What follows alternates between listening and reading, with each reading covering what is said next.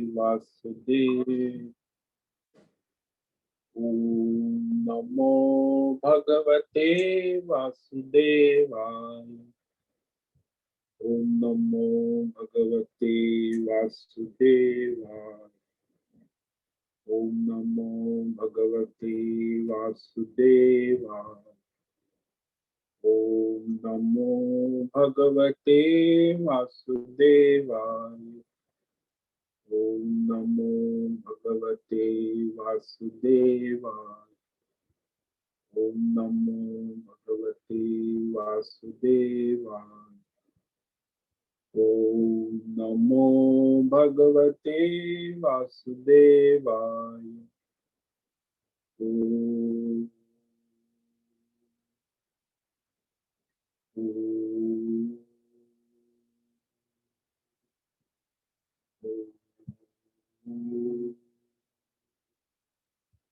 ओम श्री परमात्मने नमो नमः।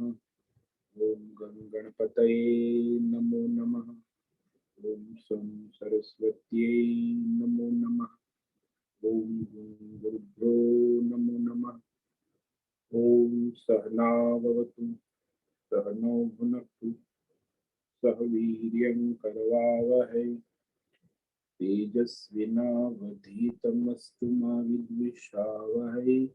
ओम शांति शांति शांति। सदाशिवसमारम्भां शंकराचार्यमध्यमाम् अस्मदाचार्यपर्यन्तां वन्दे गुरुपरम्परां। वन्दे गुरुपरम्पराम्।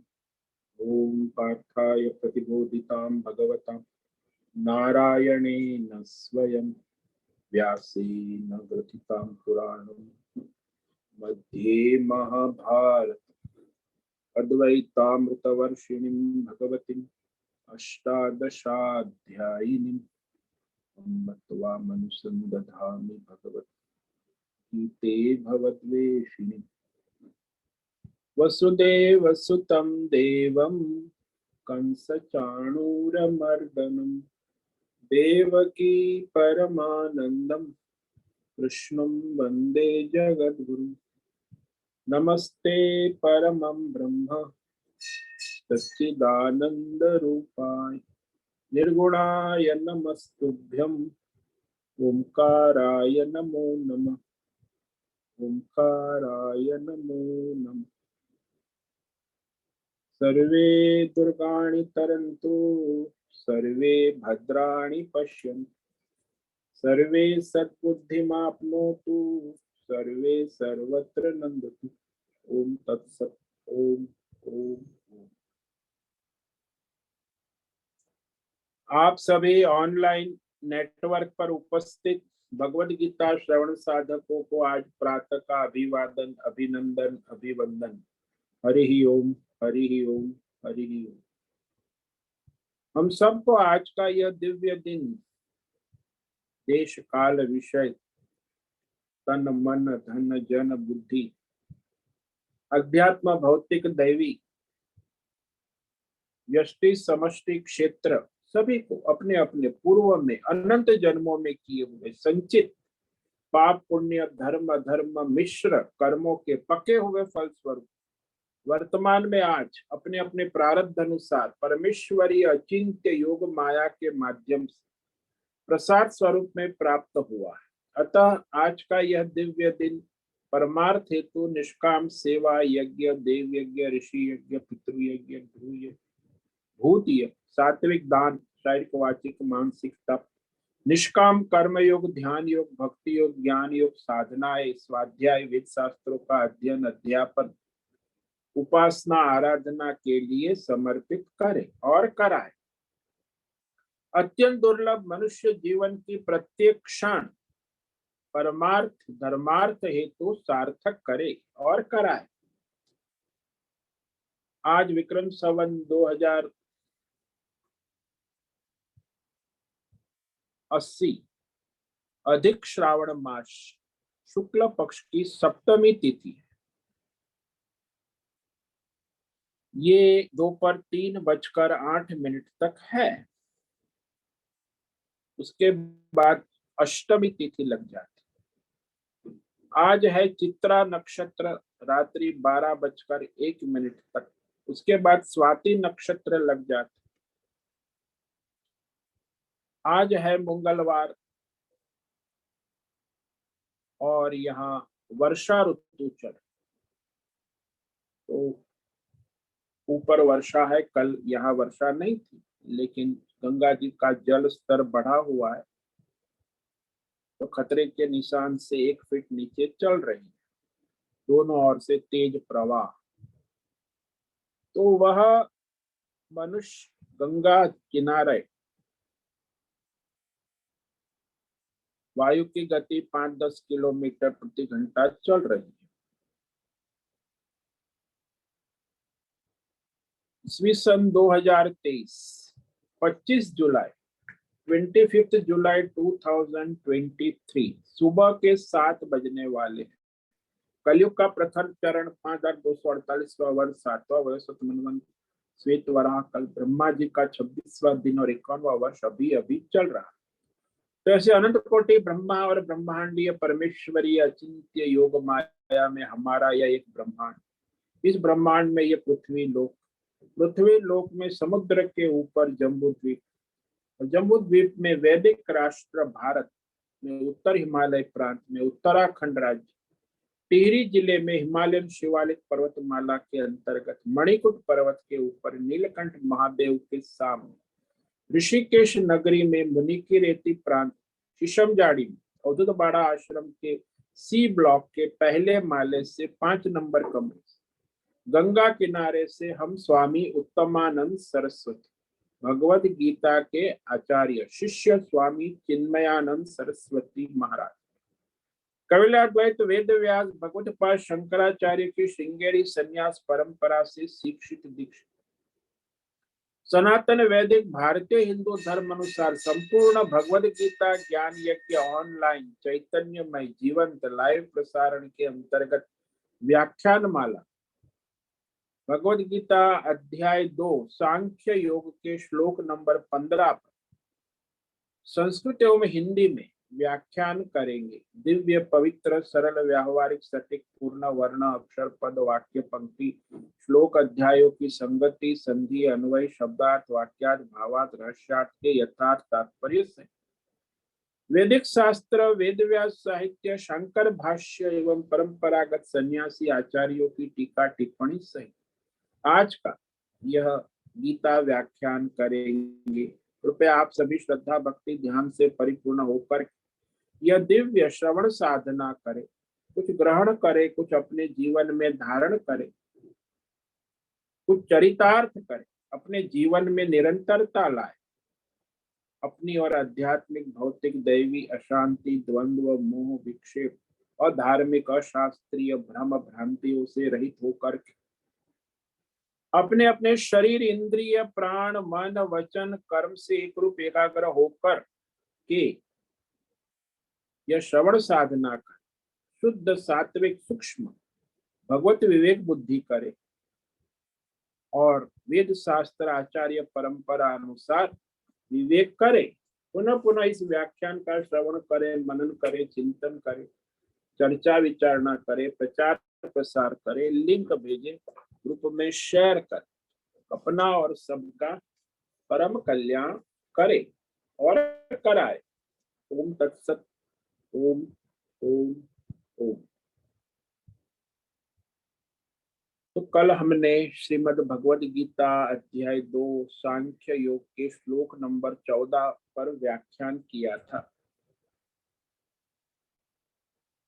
जिसमें भगवान संसार के सारे द्वंद्व सुख दुख लाभ हानि जय पराजय सफलता निष्फलता मान अपमान ये सभी द्वंद्व जो भोग है अनित्य बतलाया और आने जाने वाले, इसीलिए संसार के सारे द्वंद्व जो है उसे सहन करने के लिए भगवान प्रेरणा दे रहे हैं। मात्रा स्पर्शास्तु कौन्तेय शीतोष्ण सुख दुःखदाः आगमापायिनो नित्याः तान् तितिक्षस्व भारत। कौन्तेय, अरे कुंती के बेटे सुनो, ठंडी गर्मी, सुख दुख, लाभ हानि, मान अपमान, सारे द्वंद्व इंद्रिय और विषयों के संयोग से होते हैं। स्पर्श का, जब तक स्पर्श ना हो तब तक वो सुख दुख नहीं हो। आप अग्नि को स्पर्श करोगे, जलोगे, तब दुख होगा। बर्फ को स्पर्श करोगे, ठंडी है तो सुख होगा, लेकिन स्पर्श किए बिना सुख दुख नहीं होगा। ठंडी गर्मी को स्पर्श करना, उसके बाद वह विषयों के संयोग से सुख दुख उत्पन्न होते रहते। और ये कैसे है? बोले आगमा पाई न है, आने जाने वाले हैं, ये भी नहीं रहेगा, पल पल बदलते रहते। जैसे फैशन बदलती रहते, कपड़े बदलते रहते, डिजाइन बदलती, तो ये अनित्य है, सदा नहीं रहेंगे। एक आया तो एक गया, दोनों साथ में भी नहीं रहे। सुख दुख दोनों साथ में नहीं रह सकते। तो ये स्वप्नवत मृगजलवत है, आते जाते। तान तितिक्षस्व, अपने प्रारब्ध अनुसार वो आएंगे जाएंगे, उसे सहन करो, तितिक्षा करो, सहज भाव से उसे स्वीकार करो।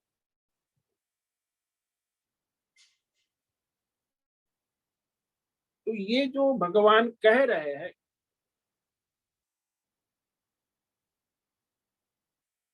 दुख आने पर जो विवेकी है वो कहता है दुख आया है तो वह हमारे पापों को दूर करके चला जाए।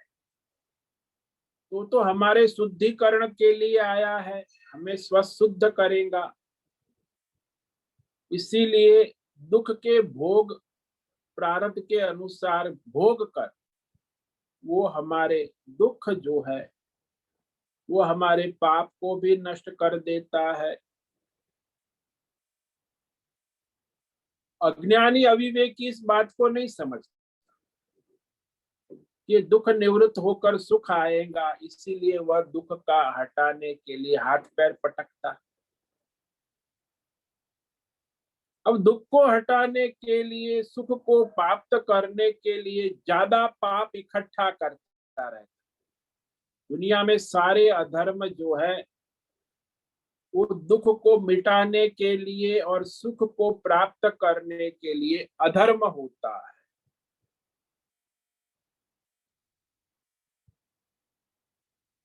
लेकिन जो व्यक्ति सुख आने पर विचार करता है कि दुख इसके पीछे लगा है, दुख आने पर सुख का विवेक विचार करता है कि सुख दुख ये दोनों आने जाने वाले,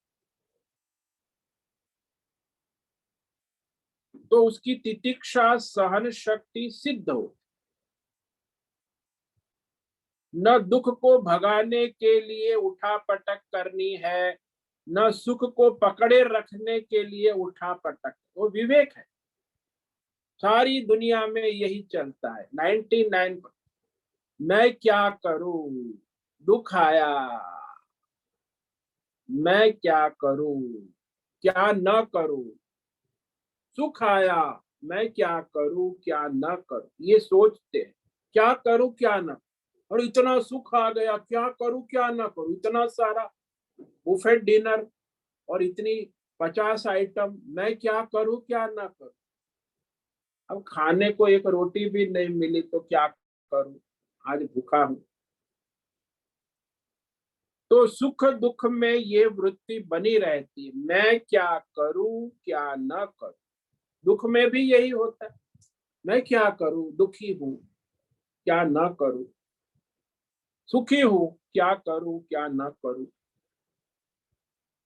तो ये रहने वाला है, क्योंकि ये तो शरीर का प्रारब्ध है, अपने कर्मों का है, और वो आने जाने वाले मेहमान है। उसके बारे में ज्यादा विवेक सहन करो, जो उचित हो सके ईश्वर की प्रेरणा से प्रयत्न करो। लेकिन मुझे दुख चाहिए ही नहीं, मुझे सुख ही चाहिए, ये जो हठाग्रह है, ये सबसे बड़ी मूर्खता है। भगवान ने कहा ये सुख दुख तो आगमा पाई न है, अनित्य है, आप जीवन भर चाहे कुछ भी करो ये आएंगे और जाएंगे। भाई आप साक्षी हो, दृष्टा। तो ये जो नित्य ज्ञाता ज्ञान ज्ञेय का खेल कर रहे हैं ना, उसका साक्षी अंतर्यामी मैं आत्मा हूं। तो जिसके ऊपर खेल हो रहा है, जो देख रहा है, प्ले कर रहा है, साक्षी आत्मा। जैसे पात्र सुखी दुखी हो रहा है, तो कलाकार के ऊपर ही पात्र खेल रहा है ना। कलाकार ना हो तो पात्र कहाँ से खेल करेगा सुख दुख का। तो व्यवहार में पात्र में हमेशा सुख दुख आएंगे जाए, लेकिन कलाकार में सुख दुख नहीं है। ऐसे ही हमारी जो अंतरात्मा है, परमात्मा है, साक्षी है, उसमें सुख दुख नहीं है। लेकिन अविवेक के कारण फिर वो सुखी दुखी अपने को समझेगा। जब अपने को कलाकार समझेगा कि ये पात्र है और मैं साक्षी प्रकाशक, उसका मालिक अधिष्ठान, तो मेरे ऊपर ये खेल हो रहा है, तो जानता है अधिष्ठान साक्षी कलाकार के स्वरूप को भी जानता है और पात्र के रोल को भी जानता है। यहाँ ही तो प्रॉब्लम हो रहा है ना। कलाकार के स्वरूप को न जानना और पात्र के रोल को भी न जानना, ये अज्ञान। फिर खिचड़ी हो जाती पात्र और कलाकार की, ऐसे ये जीव और ईश्वर की खिचड़ी हो जाती, तब वो परेशान हो जाता। तो वहां वह जो जीवात्मा है वो दुखी सुखी होता रहे, लेकिन वास्तव में अंतरात्मा परमात्मा सुखी दुखी नहीं, उपाधि वाला। पात्र सुखी दुखी, उपाधि रहित कलाकार सुखी दुखी हो नहीं सकता। वो कहेगा उपाधि वाला भिखारी देवदत्त की मैं सुखी हूं, मैं दुखी हूं, लेकिन उपाधि रहित जो उस भिखारी पने को प्ले कर रहा है, प्रकाशित कर रहा है, उसका आधार है, अधिष्ठान है, वो कभी सुखी दुखी नहीं हो सकता। तो इस तरह ये सारे संसार में ज्ञाता ज्ञान ज्ञेय जितने भी विषय है, जितने भी द्वंद्व है, कोई अमीर है, कोई गरीब है, कोई सुखी है, सब आगमा पाए, कोई परमानेंट नहीं। कोई अमीर परमानेंट नहीं है, कोई गरीब परमानेंट, कोई सफलता परमानेंट नहीं, कोई निष्फलता पर आगमा पाए, आएंगे और जाएंगे। इस संबंध में होने वाला विवेक आवश्यक। सभी आने जाने वाले, जैसे रास्ते में ट्रैफिक आने जाने, लेफ्ट साइड से भी ट्रैफिक चल रहा है, राइट साइड, वो कोई रुकने वाला नहीं, रास्ता है भाई।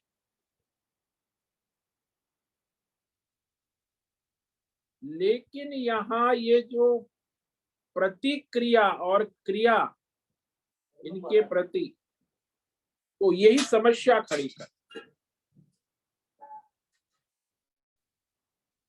हम इस क्रिया प्रतिक्रिया के प्रवाह में अपने वास्तविक परमार्थ उद्देश्य परमार्थ से पतित हो जाते, क्योंकि ये तो होता ही रहेगा जीवन में। सुख दुख, ठंडी गर्मी, द्वंद्व, मान अपमान, लाभ हानि, जय पराजय प्रारब्ध के अनुसार प्रतिक्षण होते रहे। इंद्रिय और मन के स्तर पर परिवार, पैसा, पद, प्रतिष्ठा आएंगे जाएंगे। भौतिक क्रिया, आध्यात्मिक क्रिया, दैविक क्रियाएं होती रहती। अब उसमें हर एक में हम प्रतिकार करते रहेंगे तो फिर क्या होगा भाई। एक को निपटाओ तो दूसरा आ जाता है। संसार में आपको काम कितना है, तो सुबह बिचारी घर में, घर वाली घर के काम में व्यस्त है, बाहर वाला पति बाहर वाले ऑफिस के काम।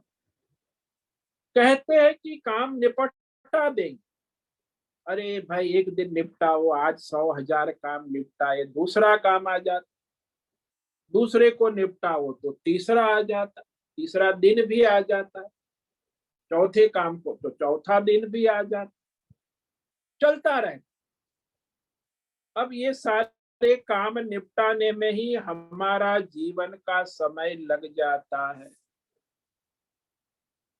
तो असली उद्देश्य जो धर्मार्थ परमार्थ है उससे वंचित हो जाता।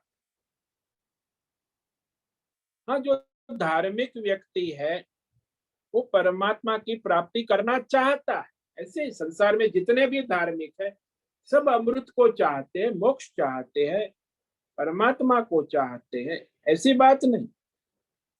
लेकिन वो हर बार सोचता है कि बस ये जिम्मेदारी पूरी कर लूं, ये काम निपटा लूं, फिर बाद में मैं भजन करूंगा।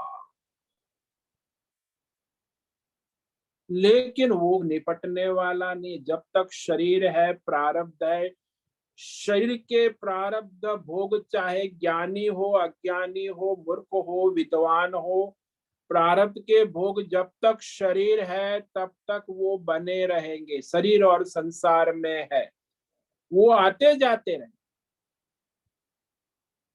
शरीर और संसार के व्यस्ति समस्ती प्रारब्ध भोग कभी समाप्त नहीं हो। जब हमारे प्राण रुकेंगे तब समाप्त, उसकी कोई संभावना भी नहीं। अब वो कहते कि ये सारे संसार के काम निपटा कर फिर भगवान की आराधना साधना कर। 90% तो यही सोचते हैं कि महाराज अभी जिम्मेदारी है, मैं 60 साल का हो गया, अभी मेरे एक बेटे का विवाह होना बाकी है, बस वो जिम्मेदारी निपटा लो फिर मैं भजन में लग जाऊंगा। बस ऐसा ही कह। अभी एक मित्र है तो वही कह रहा था कि जिम्मेदारी है वो निपटा के फिर मैं आपके साथ भजन करने लग जाऊं। अच्छा, अभी तो समय नहीं। तो ये जो लोग सोचते हैं काम निपटा कर हम साधन भजन सत्संग करेंगे, तो कभी हो नहीं सकता। किसी को पूछो कि सत्संग में आप आओ, गीता सत्संग है, आप, अरे बहुत काम है सुबह, फिर क्या हुए काम, अरे अभी मुझे तो मेरी बेटी का विवाह करना है बेटे, फिर बेटे का विवाह हो गया, फिर पूछ क्या बात हो गई, अरे बेटे का विवाह, पोता आ गया है, अब पोते को घुमाना फिराना तो समय नहीं मिल, उसे स्कूल छोड़ने जाना। अच्छा, सत्संग में नहीं आते, अब कब आओगे? बोले बेटा थोड़ा बड़ा हो जाए ना, अपने आप आने जाने का, तो फिर मैं सत्संग। फिर बड़ा हो गया तो अब क्या हो, बड़ा हो गया लेकिन उसके लिए सारा सामान लाना है, उसकी व्यवस्था कर। अब उसको कॉलेज में जा रहा है, फिर भी उसको मेरे बिना नहीं चलता, मुझे उसके बिना नहीं।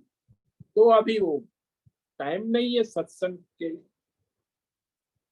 फिर कहे अभी तो डॉक्टर ने कहा आपकी तबीयत खराब है बहुत, तो थोड़ा भजन कर लो, अंतिम समय डॉक्टर ने कह दिया 2-3 महीने है।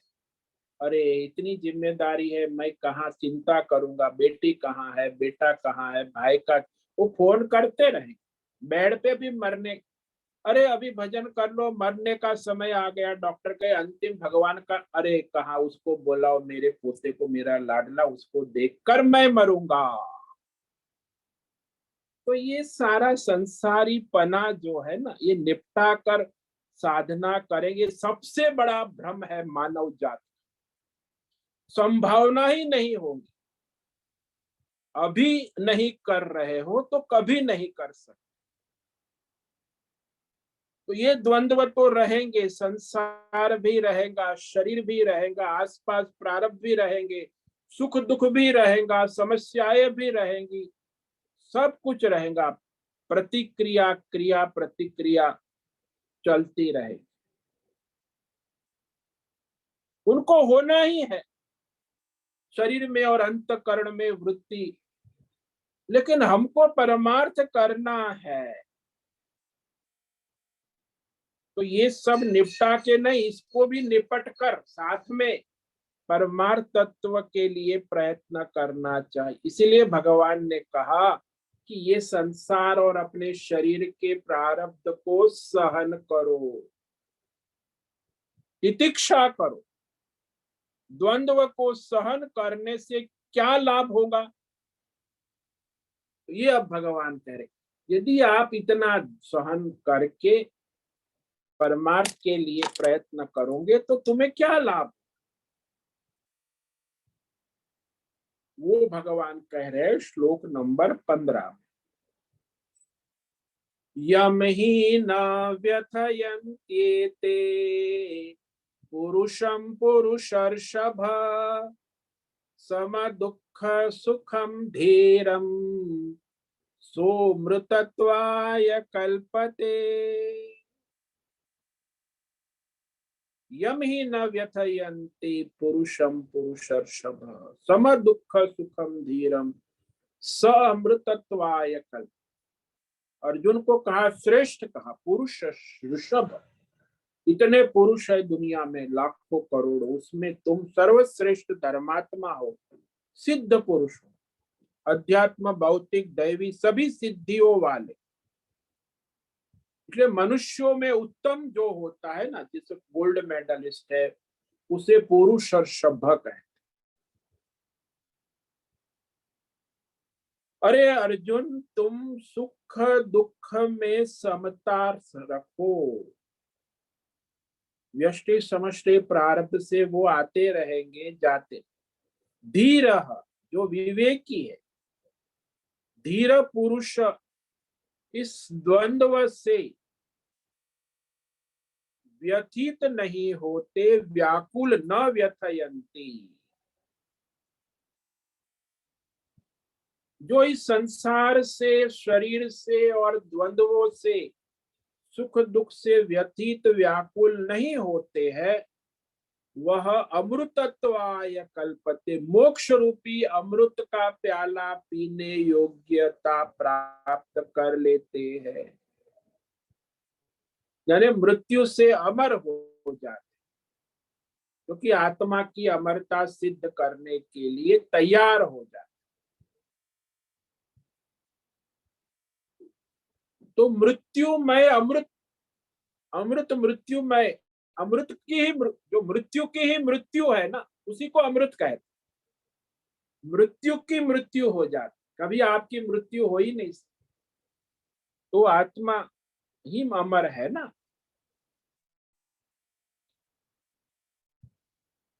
तो भगवान कहते तितिक्षा सहन करने वाला अमृत मोक्ष के योग्य बन ही जाता है, क्योंकि सहन है, तितिक्षु है, मोक्ष योग्य बनता है।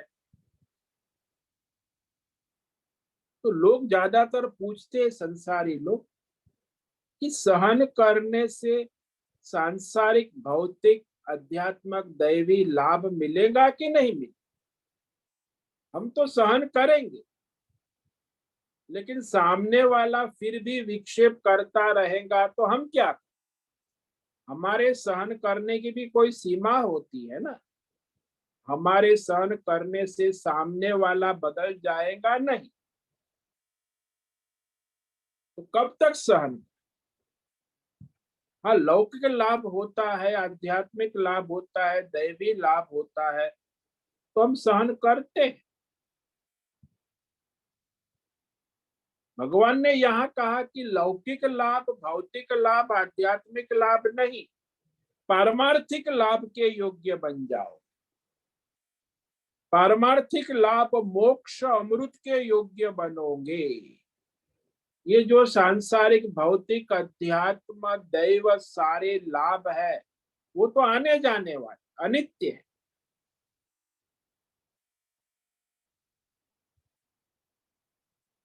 और संसार में कहा है कि ये जो मनुष्य प्रवृत्ति मार्ग और निवृत्ति मार्ग में, कहा कि प्रवृत्ति में क्रिया प्रतिक्रिया होती ही रहे। जहाँ प्रवृत्ति निवृत्ति का कथन में विवेक करे कि प्रवृत्ति मार्ग है, वहां धर्म का प्रसंग है, धर्म करो, धर्म अधर्म का विवेक करो। प्रवृत्ति मार्ग में धर्म अधर्म, और निवृत्ति मोक्ष मार्ग में आत्मा अनात्मा का विवेक करो। ये दोनों विवेक आवश्यक।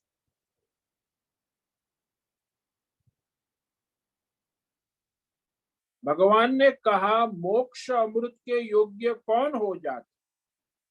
यम एते न व्यथयन्ति,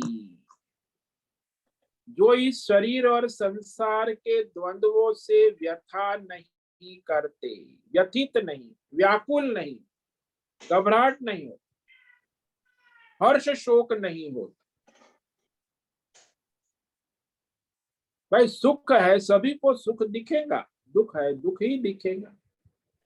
दुख सुख दिख जाए, सुख दुख दिख जाए ऐसा नहीं। भाई जिसका सुख है उसका सुख है, जिसको दुख है वो दुख है। दुख को हम सुख में बदल नहीं सकते, सुख को हम दुख में बदल नहीं सकते। वो तो जैसा है वैसा है। ठंडी गर्मी भी गर्मी है तो गर्मी है, सर्दी है तो सर्दी है, अभी वर्षा हो रही है तो वर्षा है। वो प्रकृति का नियम है, उसे हम बदल नहीं सकते।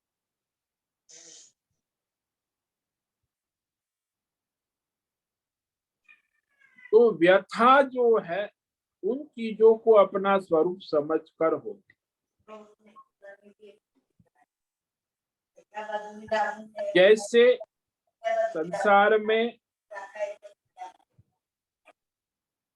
जो व्यथा होती है ना, उसे समझ लो, दुख और व्यथा में अंतर है। जैसे हमने समाचार सुना कि कश्मीर में बम फटा और 100 मनुष्य मर गए, अखबार पढ़कर हमें दुख होता है, परंतु व्यथा नहीं होती। रोज अखबार पढ़ते कितने मरे, 100 मरे, 50 मरे, 20 मरे, अकस्मात हो गया, रेलवे एक्सीडेंट हो गया, 500 लोग मर गए, 2000 घायल हो गए, हमें व्यथा सो दुख होता है, लेकिन व्यथा नहीं होती।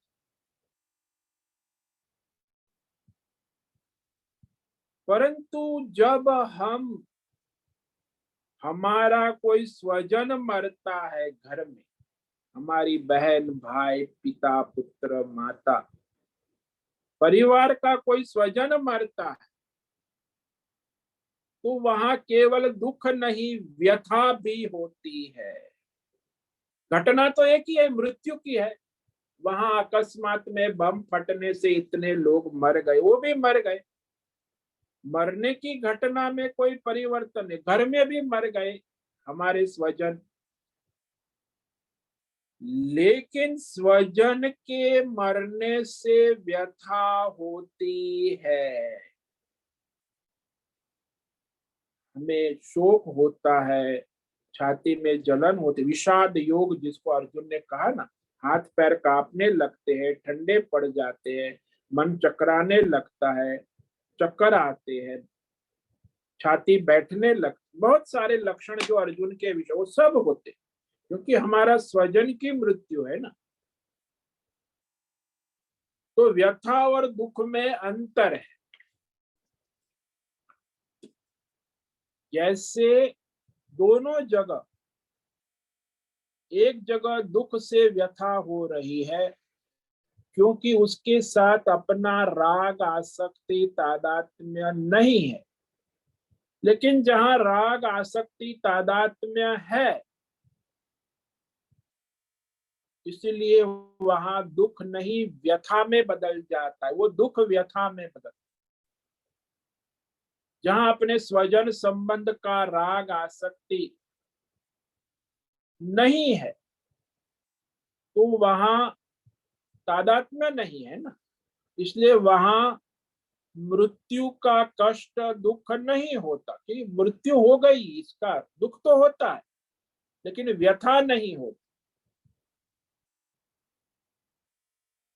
ठीक इसी प्रकार समझ ले कि ठंडी गर्मी भी समझ लेना चाहिए, सुख दुख तो मानस हो गए, और ठंडी गर्मी चमड़ी शरीर का धर्म है, तो उसके साथ जितनी हमारी राग आसक्ति होगी उतना वो ग्लानि होगी, व्यथा हो। क्योंकि हम जब अपने भौतिक शरीर को ही अपना समझेंगे तो हमें ठंडी गर्मी लगेगी और व्यथा होगी, बहुत ठंडी है, बोलेंगे फोन पर भी सबको कहेगा अरे बहुत ठंडी है बहुत गर्मी, बहुत वर्षा है, ये व्यथा है, क्योंकि आपने शरीर को ही अपना सर्वस्व मान लिया। वो शारीरिक है।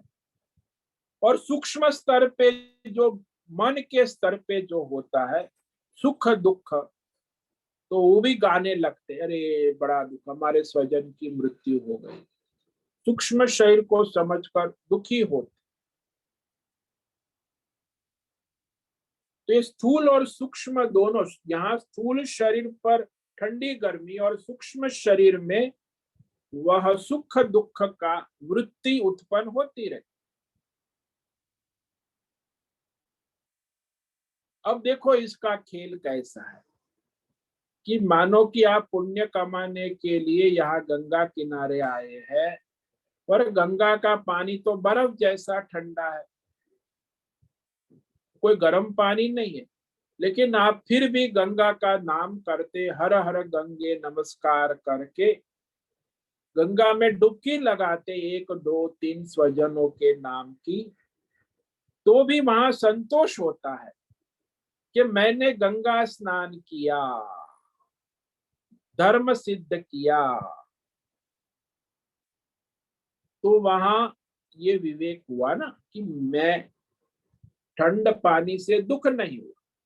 वही आप अपने घर में कमरे में गीजर खराब हो गया और आपने ठंडे पानी से जनवरी के में, तो आपको बड़ा कष्ट होगा, अरे अरे बड़ा ठंडा, गीजर नहीं काम कर रहा, ठंडी की मौसम है, जनवरी का महीना, मकर संक्रांति का स्नान। तो वहां शोक होता है, ग्लानि होती। वही व्यथा विवेक करना आवश्यक है कि ये व्यथा क्यों हुई, क्यों नहीं हुई। वहां उन्होंने धर्म को प्राधान्य दिया, तो व्यथा नहीं देते। जिसको ये व्यथा नहीं देते द्वंद्व, वही मुमुक्षु है, वो मोक्ष का अधिकारी होता है। और वो व्यथा किसको नहीं हो सकती? जो धर्मात्मा है। क्योंकि आप धर्म कार्य कर रहे हैं तो आपको व्यथा नहीं हो। आप गंगा जी में डुबकी लगाए धर्मार्थ, तो आपको दुख और व्यथा नहीं होती, क्योंकि आप धर्मार्थ है, धर्मात्मा है। तो धर्मात्मा ही व्यथा और दुख में समत्व रख सकता है, और वही मोक्ष का अधिकारी होता। भगवान ने कहा यहाँ कि पुरुष को व्यथा नहीं दे। पुरुष शब्द के अर्थ है जो स्थूल सूक्ष्म शरीर में रहने वाला है, वह स्थूल शरीर और सूक्ष्म शरीर। तो हमारा ये जो नगर है ना, इसमें शास्त्रों में कहा है, अथर्ववेद में, अष्ट चक्रा नव द्वारा अयोध्यापुरी। ये जो हमारा स्थूल सूक्ष्म शरीर है ना, ये अयोध्यापुरी है, नगर है। राम जी जहाँ रहते हैं, ये भी हमारा शरीर और हमारा, ये भी अयोध्यापुरी है। इसमें अंतर्यामी परमात्मा, अंतर्यामी आत्मा राम रहते हैं। तो यहाँ ये पुरी जो है, इसमें 8 चक्र है। 8 चक्र क्या है? 5 महाभूत, 5 ज्ञानेन्द्रिया, 5 कर्मेंद्रिया, अंतकरण, फिर कर्म, कामना और अज्ञान। इतने चक्र है, 8 चक्र।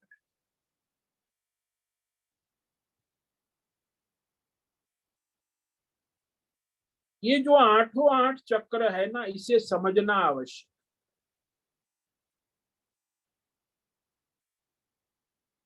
कि जैसे आप पंच महाभूतात्मक तत्व को समझ ले, पंच प्राण को समझ ले, प्राण अपान व्यान समान, ये दूसरा चक्र है। तीसरा चक्र है 5 कर्मेंद्रिया है, हाथ पैर वाणी गुदा उपस्थ। चौथा चक्र है 5 ज्ञानेंद्रिया, आंख नाक कान जीवा त्वचा। पांचवा इसमें चक्र है, संसार चक्र है ये सारे। अंतकरण है जिसमें मन बुद्धि चित्त अहंकार 4 चक्र है, आपस में घूमते रहते हैं। कामनाओं का चक्र भी देखो, उसकी गिनती नहीं, अनंत कामनाएं जीव की है। यह भी एक संसार चक्र है। और तब तक किए हुए धर्म अधर्म पाप पुण्य कर्म जैसे उसकी कोई सीमा नहीं। पुण्य पाप की भी कोई, 1 घंटे में आप कितने पुण्य कितने पाप करते हो, उसको यदि आप अपनी डायरी में लिखने बैठो तो 5-10 पन्ने हो जाएंगे। 1 घंटे में कितने पाप किए कितने पुण्य। तो ये सूक्ष्म अंतकरण की वस्तु जो है अनंत, कर्म भी अनंत है। मन में संकल्प विकल्प भी अनंत है। 5 मिनट में सैकड़ों संकल्प विकल्प मन में आते जाते रहते। बुद्धि के निश्चय भी अनंत है, कुछ निश्चय कर लिए कुछ निश्चय करने बाकी है।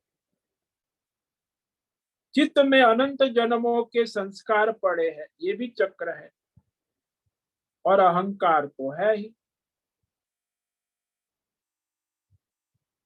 ये अंतकरण के 4 चक्र है, वृत्तियां है, इसकी कोई गिनती नहीं, अनंत है। कामनाओं की भी कोई गिनती नहीं, वो भी अनंत है। कर्मों की भी कोई गिनती नहीं, वो भी अनंत है, चक्र है। और 8वां चक्र है हमेशा ये सब चक्रों का केंद्र बिंदु, संसार चक्र का केंद्र बिंदु अज्ञान, अपूर्णता, अविद्या, अपने आत्म स्वरूप का अज्ञान, ये इस संसार चक्र का केंद्र बिंदु है। और ये 8 चक्र घूमते रहते है, तो वह केवल एक ही, लेकिन अज्ञान केंद्र बिंदु है, उसी के आधार पर ये सारे चक्र एक के बाद एक निकलते रहते और घूमते रहते। और ये अनंत संसार को प्रकट करता रहता है। सभी जीवात्मा अपने अपने संसार में इस अज्ञान से घूमते रहते। तो इस अष्ट चक्र को पुर्यष्टक कहा वेद शास्त्रों में, अथर्व वेद। और ये शरीर जो है इसमें 9 दरवाजे हैं, 9 द्वारे पूरे गीता में कहा 9वें अध्याय में।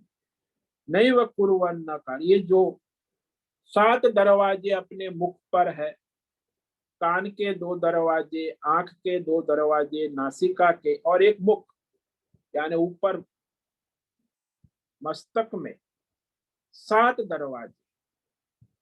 और नीचे मल विसर्जन के लिए गुदेंद्रिय का दरवाजा और मूत्र विसर्जन के लिए तो ये मूत्रेंद्रिय का दरवाजा। तो इस भौतिक शरीर में इस नगरी, ये 9 द्वार वाली, इसमें जो है ट्रैफिक चलता रहता। आप मुख से खाते हो, गुदा से मल विसर्जन होता है, पानी पीते हो मूत्रेंद्रिय, तो ये सारे नगर के 9 द्वार है, उसमें सब चलता रहता है ट्रैफिक। आंख से रूप का ट्रैफिक, कान से शब्द का आवागमन। तो 9 द्वार में ये भौतिक शरीर की नगरी में चलता है। तो इस प्रकार ये जीवात्मा इस नगरी में मोहित रहती, स्थूल शरीर और सूक्ष्म शरीर, और उसका केंद्र बिंदु जो है अविद्या कामना और कर्म। जब तक अविद्या कामना कर्म है तब तक स्थूल सूक्ष्म शरीर का प्रयोजन है, वो चलता रहेगा। तो इस प्रकार कहा कि फिर हम क्या करें। तो यहाँ ऋग्वेद में, उपनिषदों में भगवान ने जो सृष्टि की उसमें ये मनुष्य की सृष्टि को सर्वश्रेष्ठ कहा है। मनुष्य शरीर की विशेषता है कि इस मनुष्य शरीर में ही वह अपने जीव भाव को छोड़कर परमात्मा भाव में स्थित हो सकता है। यही इसकी विशेषता है।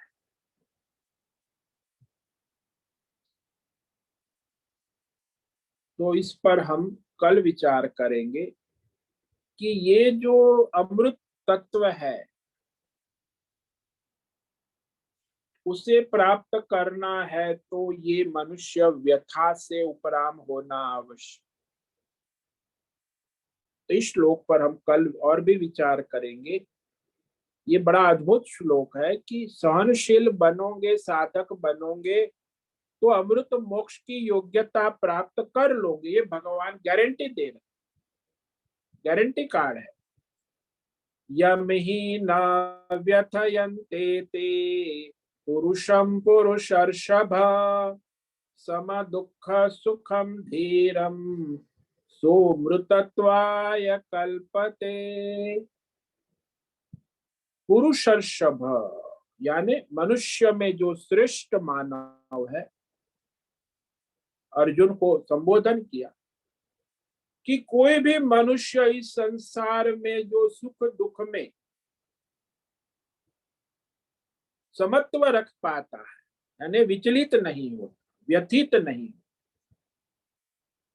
धीर है, विवेकी है, प्रारब्ध के अनुसार ये शरीर और संसार का खेल चलता रहता, वो भी व्यष्टि समष्टि प्रारब्ध दोनों अलग चलते हैं। तो वह इस सारे शरीर इंद्रियों के व्यापारों के संयोग वियोग से व्याकुल नहीं होते। वो जो सहनशील है वह स अमृतत्वाय कल्पते, वह अमृत की योग्यता प्राप्त कर ले, कल्पते यानी योग्यता प्राप्त कर लेते। अमृत यानी मृत्यु की मृत्यु, और कभी मृत्यु नहीं होगी। आत्मा अमर है ना, आत्मा को जान लेने से वो अमर हो जाए। तो वो अमृतत्व को योग्यता प्राप्त तभी होगी जब वो साधक बनेगा, सहनशील बनेगा, धर्मात्मा बनेगा और वो द्वंद्व से विचलित नहीं होगा, प्रारब्ध को सहन करेगा। तब जाके वो धर्मात्मा ही इस कर्म योग, ध्यान योग, मोक्ष पुरुषार्थ के मार्ग पे आगे बढ़ सकेगा। ओम नमो नारायणाय, ओम नमो नारायणाय, ओम नमो नारायणाय, ओम नमो नारायणाय, ओम नमो नारायणाय। कायेन वाचा मनसेन्द्रियैर्वा बुद्ध्यात्मना वा प्रकृते स्वभावात् करोमि यद्यत् सकलं परस्मै नारायणायेति समर्पयामि, नारायणायेति समर्पयामि। ओम सर्वे भवन्तु सुखिनः, सर्वे सन्तु निरामयाः, सर्वे भद्राणि पश्यन्तु, मा कश्चित् दुःखमाप्नुयात्। अस्तु मा सद्गमय, तमसो मा ज्योतिर्गमय, मृत्योर्मा मृतंगमय। ओम पूर्णमद पूर्णमिदं पूर्णात् पूर्णमुदच्यते पूर्णस्य पूर्णमादाय पूर्णमेवावशिष्यते। ओम शांति शांति शांति। शंकरं शंकराचार्यं केशवं बादरायणं सूत्र भाष्य कृतौ वंदे भगवन्तौ पुनः पुनः। ईश्वरो गुरुरात्मेति मूर्ति भेद विभागि व्योमवद्व्याप्तदेहाय दक्षिणामूर्तये नमो। ओम गुं गुरुभ्यो नमो नमः। ओम तत्सत् ब्रह्मार्पणमस्तु। ओम ओम ओम।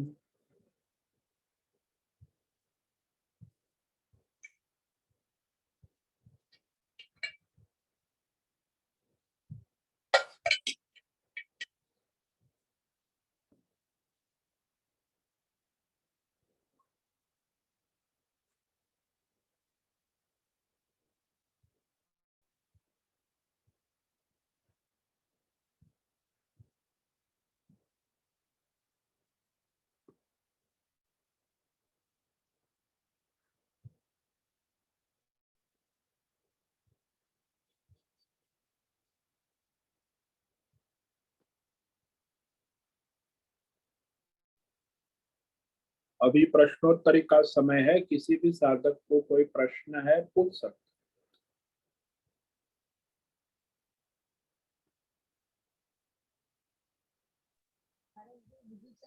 हरिओम हरिओम हरिओम स्वामी जी। हरिओम, बोलो भद्रेश। स्वामी जी, ये जो ठंडी गर्मी जो है ये तो इंद्रिय स्तर के ना। हाँ, वो भौतिक इंद्रियों के स्तर पे ही है ना। हाँ, और सुख दुख है वो मन के स्तर पे है। हाँ, वो वृत्ति सूक्ष्म मन के स्तर पर, सूक्ष्म शरीर और स्थूल शरीर के स्तर पे बता। तो स्थूल शरीर में जो हो रहा है वो अपना जो भी मनुष्य का संस्कार है तो उस हिसाब से सूक्ष्म शरीर में उसका प्रतिबिंब होता है। हाँ, उसका तो कनेक्शन तो है ना भाई। आपको तो ठंडी सुख लगी तो आप सुख, गर्मी में ठंडी लगी तो वृत्ति अंदर सुख की होगी। ठंडी आप, तो वो कनेक्शन है स्थूल सूक्ष्म दोनों।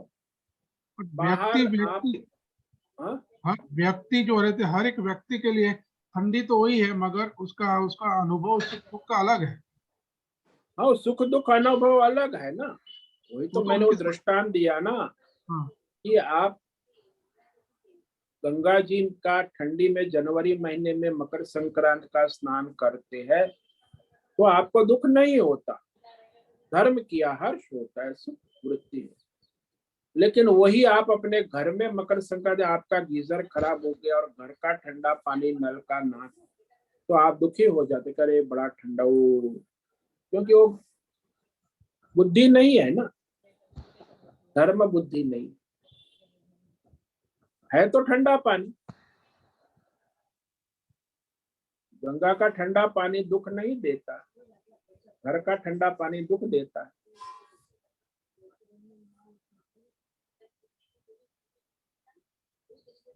तो यहाँ जो है स्वामी जी, मूल सुख दुख का जो अनुभव है मनुष्य को, वो व्यक्तिगत है, कामना वासना के अनुसार सबको अपने अपने स्तर से है। और वो जो है वो अनेक जन्मों का संस्कार है हर एक व्यक्ति हाँ, पिछले जन्म, वो तो दृष्टांत हम देते हैं ना कि वो एक टेबल पर खाना खाने, तो मिर्ची है और एक मिठाई है, तो एक कहता है मिर्ची लाओ। अब उसके संस्कार वासना है, उसे मिर्ची सुख देती है, वो मिठाई खाने वाला कहता है मिठाई लाओ। वो कहेगा उसको, अरे कोई मिठाई कोई खाने के लिए मिर्ची खा के देख कितना मजा आता है, वो उसको कहेगा, उसकी मार्केटिंग करेगा। मिर्ची में जो मजा है वो मिठाई में, वो मिठाई वाला के नहीं, मिठाई में जो मजा है वो मिर्ची में मजा नहीं है। ये बाजार दुनिया चलती है, सब गपसप परिवार में चलता ही रहता है, ये नाटक। उसके संस्कार है, वासना है, तो वो उस मिर्ची से सुखी होता है। उसकी संस्कार वासना है, वो मिठाई से सुखी होता है और मिर्ची से दुखी होता है। तो ये तो उसके अनेक जन्म के संस्कार कर्म वासना है, उस अनुसार सभी मनुष्य सुखी दुखी अपने व्यक्तिगत स्तर पे होते रहे।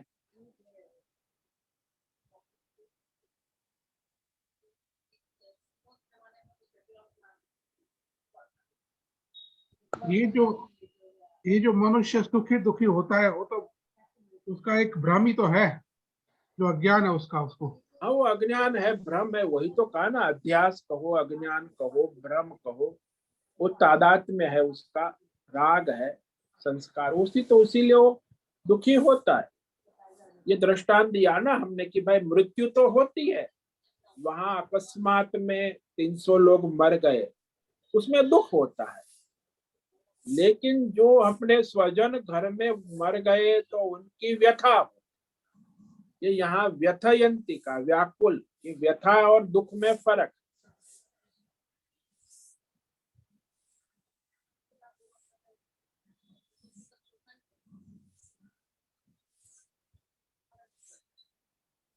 तो जो मनुष्य तादाद में जितना ज्यादा होता है ना, उतनी व्यथा। तादात्म्य कम होता है तो वो दुख होता है, लेकिन व्यथा नहीं। तो इससे ये कहा कि मनुष्य जो है अपनी वासना, कामना, राग के कारण सुखी दुखी होता रहता।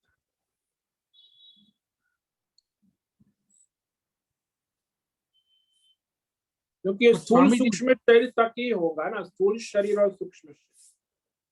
उसने उसको अपना मान लिया है ना, स्थूल और सूक्ष्म शरीर, ये मैं हूं। स्वामी जी, जो स्थूल पे अभी सपोज ठंडी है बहुत, गंगा का पानी में स्नान करे तो जो है उसमें ज्यादा स्नान करेगा तो वो भी जो है शरीर के लिए अनुकूल नहीं है। उसका भले अनुभव जो है दिव्य है, मगर उसमें भी जो है विवेक की तो आवश्यकता है कि वो ठंडे पानी में इतनी समय तक मनुष्य को रहना है। वो तो प्रत्येक व्यक्ति को अपना विवेक करना है, धर्म अधर्म का। वो जो विवेक अपने योग्यता के अनुसार प्रत्येक प्राणी करते, पशु भी करते, पशु पक्षी भी। पशु पक्षी तो हमसे ज्यादा समझदार है। उनको तो पशु पक्षी, हम लोग तो ये डीप फ्रिज का फ्रूट्स खाते हैं, पशु पक्षी तो समझदार है। वो तो ताजा फल बगीचा के फ्रूट खाते, माला वो बनाते, उनका हम लोग बंगला बनाते। हमारे बंगले से भी आप पक्षी के घोंसले देखो, कितनी सुविधा आलीशान है, बड़े आराम दे पशु पक्षियों के घोंसले बनते हैं। भले हम लोग इतने बड़े करोड़ों, हजारों, 10,000, 20,000, 25,000 करोड़ का बंगला बना, लेकिन वो पक्षी की बराबरी नहीं कर सकते। प्रकृति के साथ वो सारी तालमेल करते।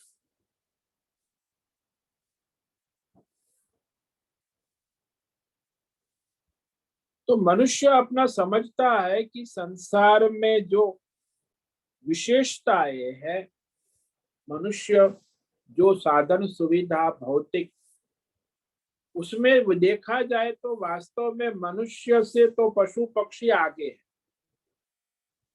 कितनी भी साड़ी बना ले मनुष्य, लेकिन सुंदर जो मोर के पंख की सुंदरता है, उसकी बराबरी नहीं कर सकता।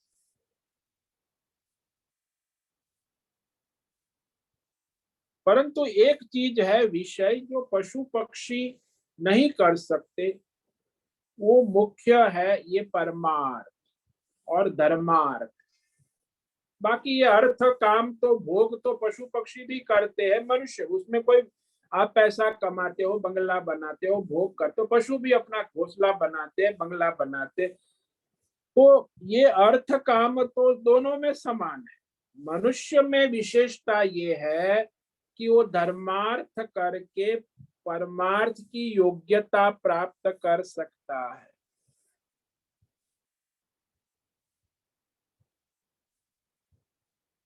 इसीलिए धर्मार्थी व्यक्ति ही सुख दुख में समत्व रख सकता है, जो भोगी है वो नहीं रख सकता। तो यहाँ जो धीर पुरुष है ना, वो जो धर्मात्मा है, विवेकी है।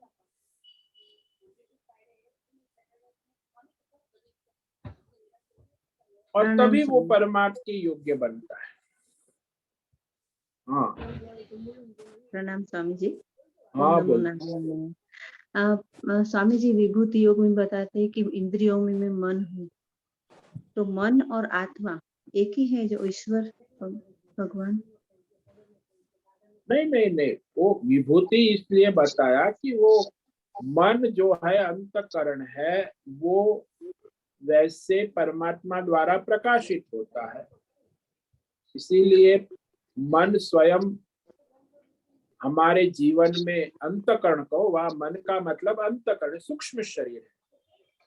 इस सूक्ष्म शरीर आपको मिला है, वो परमात्मा की विभूति है, वो आप परमार्थ में लगा सकते हैं। मतलब मन में सुख दुख लगता है, मन को लगता है? हाँ, मन में लगता है। अच्छा, क्योंकि आत्मा तो अलिप्त है, उनको नहीं लगता है। आत्मा साक्षी है, दृष्टा है, प्रकाशक। अच्छा, तो मन जो कलाकार है को सुख दुख नहीं होता, पात्र के मन में सुख दुख होता है। मतलब वही कलाकार के मन में सुख दुख नहीं होता। मतलब मन भगवान का है, मन विभूति है, लेकिन वो अलिप्त नहीं है, उसको भी प्रकृति के साथ सुख दुख का ये होता है। हाँ, वो तो प्रकृति का संग करेगा तो सुख दुख होगा, वही मन परमात्मा का संग करेगा तो समत्व में आ जाए। मन तो मतलब मन है। मन को सुख दुख की अनुभूति होती है। हाँ, वो प्रकृति का अज्ञान से संग करेगा तो सुख दुख होगा, वही मन और परमात्मा का संग करेगा तो हाँ, और उपराम आत्मा हो तो जाए। आत्मा अलिप्त, आत्मा हाँ, मतलब तो आत्मा का स्वरूप हो जाएगा ना। मन जब परमात्मा मय हो गया तो फिर वो प्रकृति संसार से असंग हो जाता है। अच्छा, प्रणाम स्वामी जी। ओम नमो नारायण। ओम नमो नारायण।